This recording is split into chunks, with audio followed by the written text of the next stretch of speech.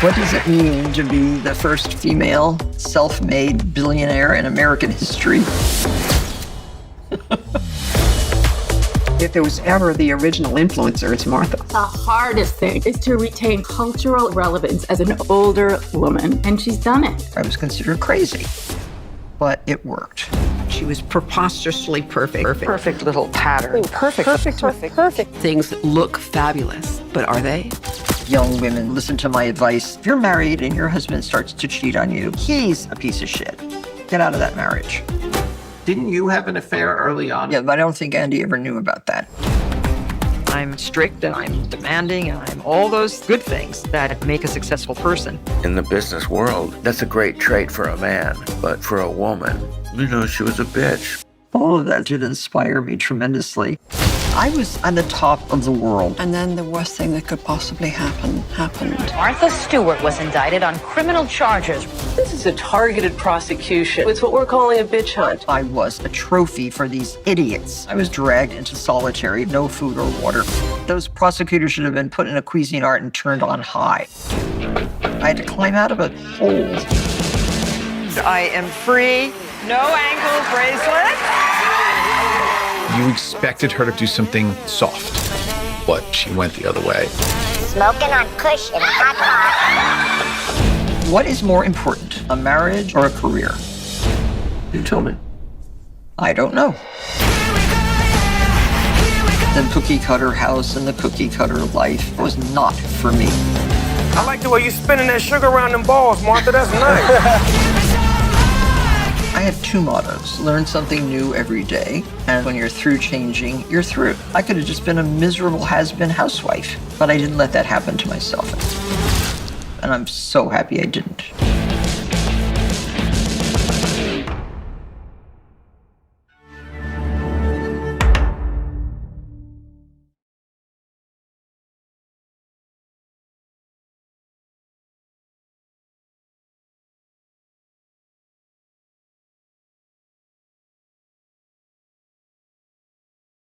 That was the trailer for the Netflix feature documentary Martha, releasing in theaters on October 25th and streaming from October 30th.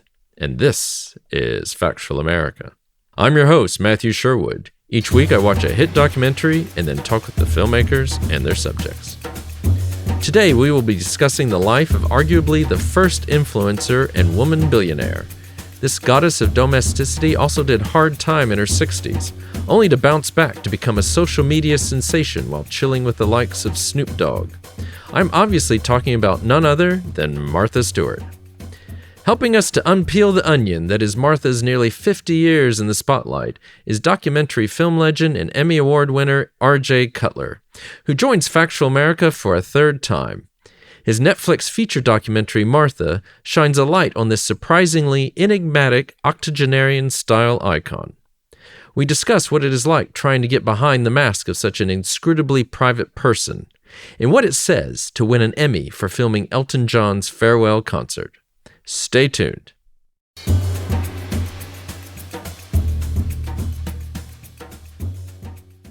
R.J. Cutler, welcome back to Factual America. How are things with you? Life is good. Thank you so much. So it's great to have you back on. I think the last time you were with us, we were talking about Billie Eilish, and that was a few years ago. I know you've been busy in the meantime, a few projects on the go. But maybe you can tell us about your latest one that's going to be releasing soon, and that is Martha. So tell us what Martha is all about, and maybe give us a brief synopsis.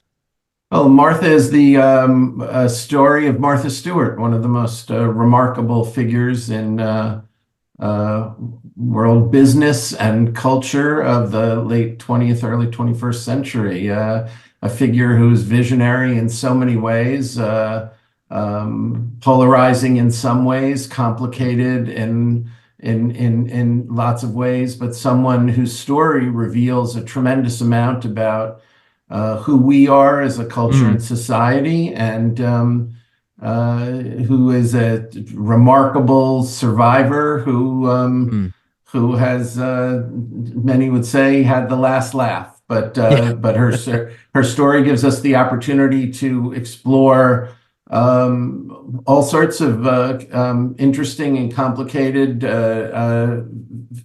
themes and dramas, and ask questions about who we are and who we want to be.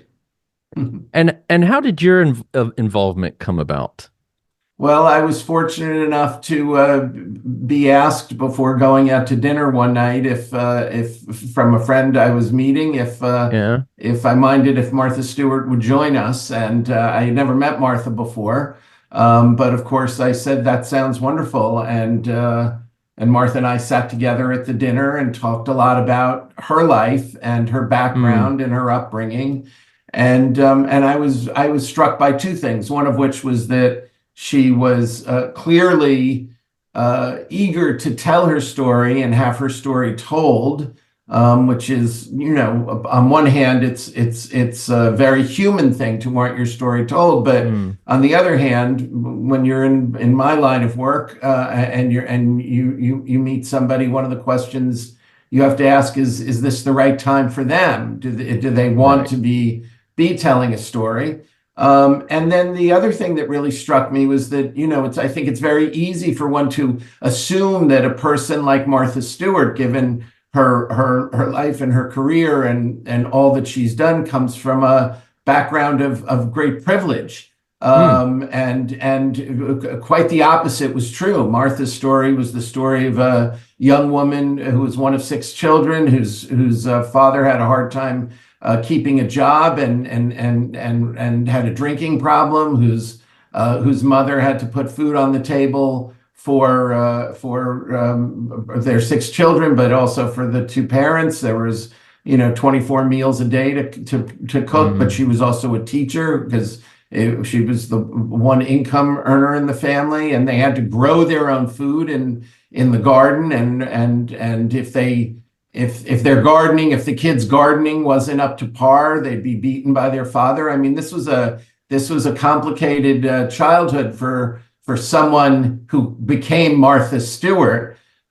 She, in fact, had to, as you know from having seen the film, she had to turn to modeling in order to help pay the family's bills as a teenager, and her career took off from there. She was extremely successful, and so I was very struck by this story, and I was very struck by the fact that Martha clearly was eager to have her story told, and we had a few more gatherings and meals, and then decided to make a film together. Well, and thank goodness you did. I mean, and she is such a compelling subject for all the reasons you've already mentioned. I mean, she obviously comes with a bit of a reputation, positive and negative, like many of us do. What did you find when you really started getting into the project? What surprised you most? What do you think the media, public, society has gotten wrong about her and misunderstood about her? I mean, one of them is, in talking with my wife about this, there's always this assumption she's as you say, from privileged background, associated with Connecticut, waspish sort of sensibilities, which it could be nothing further from the truth, really. But what else surprised you once you started really asking the questions and getting into the project? Well, I always want to, with a full heart. I don't like to embrace the notion of being surprised, because it presumes that I came in with certain expectations and certain assumptions of my own. I try to approach these films with mostly with curiosity, and so what I learned about Martha, that most of all, was that she was an extraordinary visionary. She was she understood the media landscape in a way that we now take for granted. We now take for granted that there's no difference between television and the internet and publishing and magazines, and it's all content now. Well, Martha saw that first. And she built a business around that first. She called it Omnimedia. Before anybody knew what was going on, she was making $1 billion on Wall Street, having gone public with a company that understood that it all worked. Martha was the first influencer. Now, throw a rock and what do you know? You just hit another influencer. Influencing is the currency of the culture. But Martha was the first to understand that her life and her lifestyle and the way that she lived, putting herself at the center, putting herself on the cover of the magazines, making her books personal narratives, was what the audience wanted and needed. She also understood that you didn't have to be rich to have good taste. Well, what a mind-blowing concept that was in the 1980s and 90s when Martha Stewart rose to prominence. The idea that if Martha could make accessible to you good quality goods that came at a lower price point, you would want them if you had less money. You didn't have to be a wealthy person to have a beautiful home, to care about the home, to understand the home as the center of the family, to understand the home as the center of culture. We understand those things now, and we have access to those things now because Martha Stewart changed retailing. Martha was a successful businesswoman, and as a result, it required a certain toughness and a certain and her story raises questions, some of which have to do with whether her toughness and was over the line, and some of which have to do with the fact that she was a woman, and we tend not to. There is no word for equivalent word for the male in the business world who's a bitch. That doesn't. We don't seem to have a measurement of bitchiness in for our businessmen, but we certainly have them for our business women. The other thing that struck me about Martha that's incredibly important is that she's a woman who moves forward. I was often put in the mind of the way Anna Wintour used to marvel at Karl Lagerfeld, whose motto was on to the next. Martha is on to the next. Martha is looking forward. Martha is the future. But this puts her in a state of mind that is not particularly reflective on her past. This is not a person who has been to therapy. This is not a person who has spent a lot of time reflecting on the connection between her childhood and the rest of her life, between her relationship with her father and who she has become. And so this became a particularly compelling and I think extremely revealing challenge for me as a filmmaker in drawing her out and in the dynamic between us as she revealed herself. No, I thought that was incredible. And so just so you know, I actually make it a point of not reading other people's reviews or comments usually before I see a film and then talk to the filmmakers. So, but you pick up on headlines and things like that. You can't help but, and I think there's this, I've seen things, well, RJ's, it's a real struggle to get to that inner Martha. And what struck me was that, no, what you're seeing is that's who she is, right? Well, of course. She's not, it's not that she's even been very upfront with you. We don't talk about feelings. I can't tell you the number of times Martha said to me over the course of our interview period. By the way, I interviewed her multiple times over several months, and the master interview was done over a 5-day period. And oh wow! But I can't tell you the number of times Martha said during those interviews that she'd point out to me that she had been to therapy once in her life.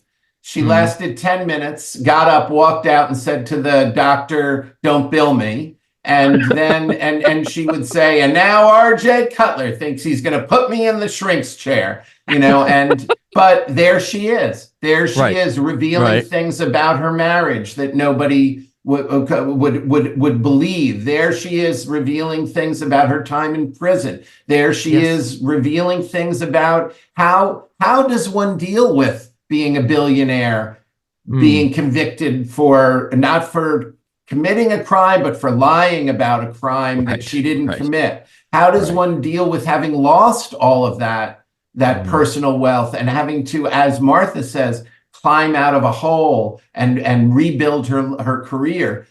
These are incredibly important questions. And to understand this woman, who in the film is very, she talks about the fact that she, her relationships are of a certain kind, that she doesn't care what other people feel.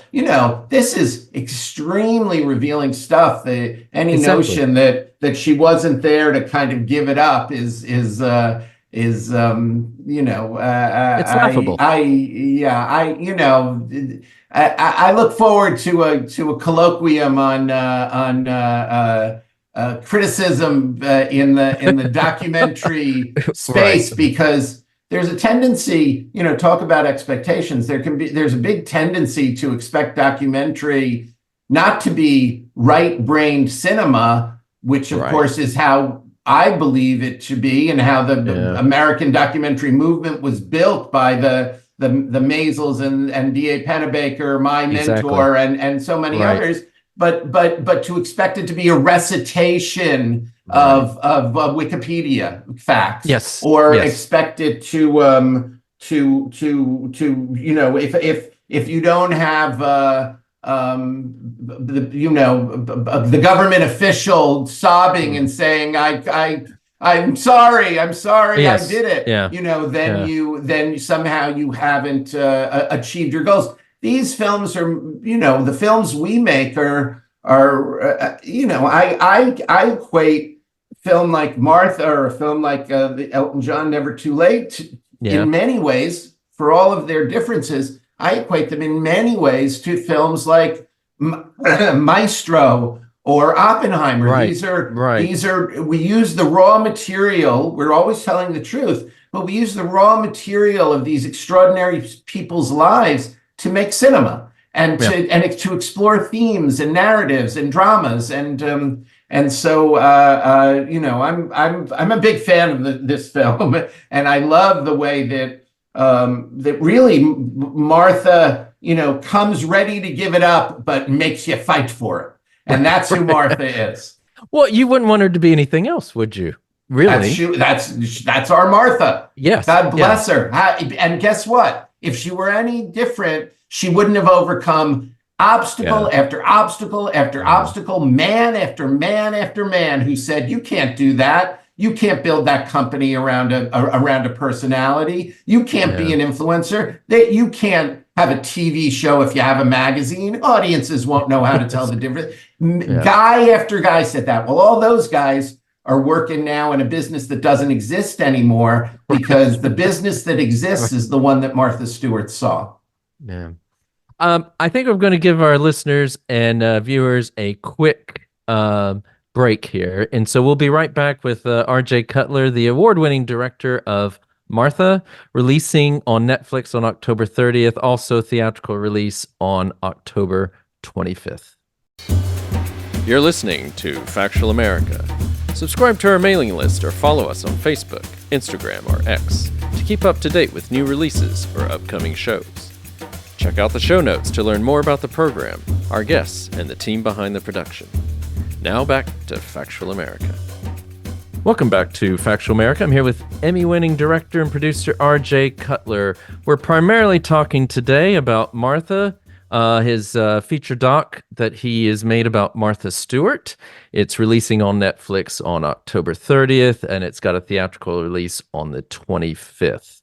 We'll also hopefully touch a little bit on Elton John, which releases in theaters on November 15th, and then on Disney Plus, it will be streaming from the 13th of December.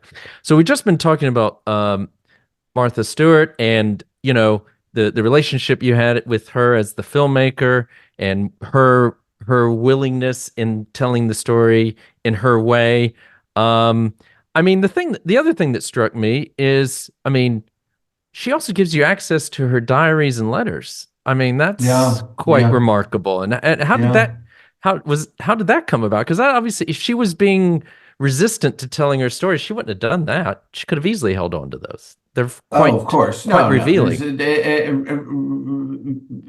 Martha was, I would say, I would characterize her as freely forthcoming with her, with the materials that she shared with us. The letters between her and her husband during the formation of their love affair, but also during the breakup of their marriage, which are incredibly revealing and emotional. Her prison diaries, which nobody has seen. Oh, yes. Photographs that were that she had arranged with a photographer to take from extremely long distances with high-powered lenses during her stay in prison. Photographs that nobody has ever seen.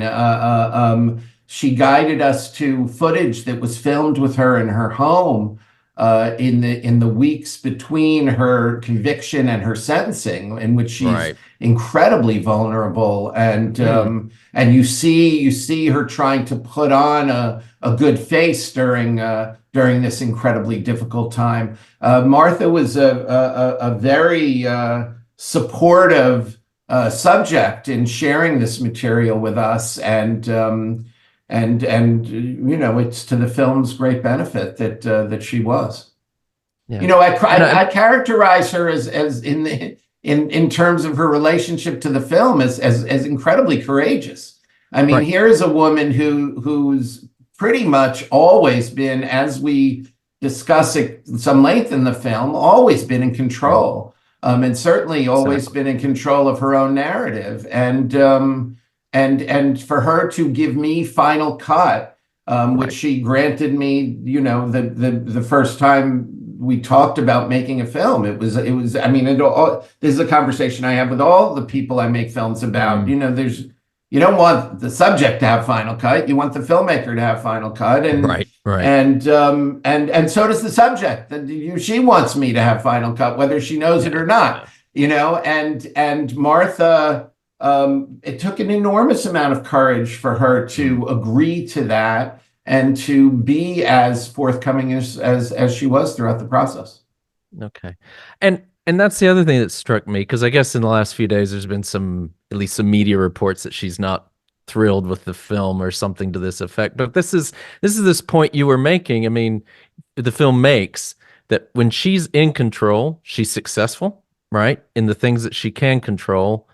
And it's more of a struggle for her that's partly, even in her later life, I think she's been doing a better job, but when she's not in control, it's a little bit more difficult for her. Is that fair enough to say? Well, sure. And I would also say, like anybody I think I've made a film about, if she were making the film, it would be a different movie. And God bless, if you were making the film, it would be a different movie. That's the nature of being a filmmaker. And I totally respect that. But the audiences have had this, we got a 5-minute standing ovation at Telluride. I mean, people really respond to this film, and they really respond to her for all the reasons that the film responds to her. This movie honors Martha Stewart in a really powerful way. That doesn't mean it doesn't surprise me that seeing parts of it are painful for her, challenging for her. This is a complicated person with a complicated life story, and so my feeling is God bless. And I will just, if I add a personal note to that, I have a whole new opinion of Martha. I will say, as someone who grew up in the sort of 80s and 90s reading Spy magazine or whatever, and hearing all this, certainly the Martha haters, if you will. I mean, it's we're all complicated, and she is a complicated individual, but she's quite compelling. And I think it really, when I think it's all said and done, it really paints her in a very in the correct light and in a favorable light as well. So I think I thoroughly enjoyed it, and I'm so glad. I'm so glad. Thank you. Thanks again for making it. I mean, as we said, we're kind of coming up to the end of our time together, unfortunately, RJ. But you've been a very busy man. I mean, you've got also this um, Elton John, Never Too Late. Yes, very That's exciting. yeah, that's extremely exciting. I mean, 30 years ago, did you imagine you'd be winning an Emmy for Outstanding Live Variety Special? You know. Uh, Here's what I thought 30 years ago, and it's a proposition that I understood again from my mentor D.A. Pennebaker and Chris Hedges, his filmmaking partner, who were the directors of The War Room, which was the first film I produced. What I understood 30 years ago was that documentary could be a great popular art form. There was extraordinary opportunity in the media landscape for stories about real people. We could make great cinema from these stories. We could, and the audiences would come. And we live in a time now where that has turned out to be true. And as a result, I liken this moment in documentary filmmaking to the 70s in the narrative world. Filmmakers are working where people are making films every year or two. When I began, you could count the number of career documentary filmmakers on one hand, really, because there was no business. Every film was its own business model. And it was tough, and there were no, distribution was tough. Well, now with the advent of the streamers, and of course, thanks to the incredible work that Sheila Nevins did at HBO for so many years, there is an industry, and there are dozens and dozens of career filmmakers who are pushing the form and making extraordinary films, and we're inspiring each other, and so that's what I thought 30 years ago, and I'm happy to say, look, it's happened. It's come to fruition, and it's very exciting time. Well, and I understand. Hopefully, we can make this work. We're based in the UK. I know you're going to be coming over. I think next month, so maybe we can have a little bit of a longer chat, if possible, about Elton John, Never Too Late. But I'd love that. We're going to be at the London BFI Film Festival, and that's a wonderful film about these two moments in Elton's life where he makes life-changing decisions, and it's a film I'm David Furnish and I directed, and I'm incredibly proud of that film as well. Well, and I think you go back to Martha as well. If she's the original influencer, I mean, all you have to do is get on whatever social media, and there's scenes of Elton's on holiday in Spain or whatever, and people are singing one of his songs, serenading him with one of their songs. So many generations have grown up with his music, and he's influenced so many people. It's not overstating it to say that his music has been the soundtrack of many generations from 1970 to this very day. So we're talking 55 years, Elton John, and as I say, this film covers two very specific periods: the first 5 years of his career, which culminated in his decision to come out to Rolling Stone, which was a world-changing decision, but certainly one for him. And then the decision he recently made to give up what I describe as the last big addiction in his life, which is touring, in order to spend his later years with his children and his family, his two boys who he loves so much. And it's a very emotional film, and one that he again is extremely revealing in. Okay, well, I can't wait to see it. I know our audience can't either. I think we're going to have to call it quits there. But RJ, thank you so much. I know it's been a bit quick and short, but thank you so much for your time. We really appreciate it. And just remind our listeners and viewers, we've been talking with RJ Cutler, the award-winning director of Martha. That's releasing on Netflix on October 30th. It also has a theatrical release on, the 25th. And then the Elton John doc, that's in theaters on November 15th and streams on Disney Plus on December 13th. So RJ, big thanks once again. It's always a pleasure to have you on. Best of luck. And we look forward to the next time. Thank you so much. It's a great pleasure. Cheers. Take care. Bye-bye. Thanks for listening to that episode of Factual America. As usual, I want to give a big shout out to Sam and Joe, the lads at InnerSound, who ensure we continue to provide you with the highest quality video and audio recordings. Also, big thanks to you, our viewers and listeners, as we embark on a 6th incredible season. Please keep sending us feedback and episode ideas. You can find Factual America on YouTube, social media, and at our website, factualamerica.com. Please also remember to like us and share us with your friends and family, wherever you happen to listen or watch podcasts. This is Factual America, signing off. You've been listening to Factual America. This podcast is produced by Alamo Pictures, which specializes in documentaries, television, and shorts about the U.S. for international audiences. Head on down to the show notes for more information about today's episode, our guests, and the team behind the podcast. Subscribe to our mailing list or follow us on Facebook, Instagram, and X. Be the first to hear about new productions, festivals showing our films, and to connect with our team. Our homepage is factualamerica.com.